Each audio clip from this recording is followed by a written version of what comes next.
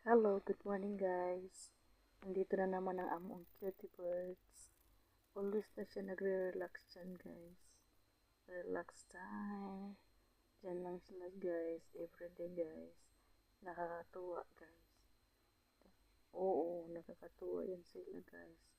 Yes lang po nakakatuwang pagmasdan na andyan sila. Bahala na okay lang yung palagi ako naglilinis ng mga dumi nila. Basta nandyan sila, ay masaya na ako. Doon sa kabilang bintana guys, doon ako naglalagay ng tubig nila at saka pagkain. Kasi dyan, ayaw ng alaga ko na maglagay ako ng pagkain dyan. Oo, kasi sa baba dyan, nandyan yung mga sasakyan, madadumihan. So, and doon sa kabila ako maglagay. Ayun, marami na yan silang mga anak guys.